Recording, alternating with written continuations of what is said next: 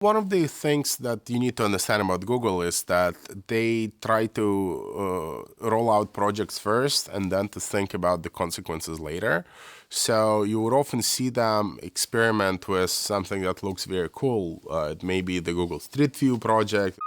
Google launched Street View in 2007, part of the search engine's long-term goal to create a virtual 3D map of the whole planet, right down to street level.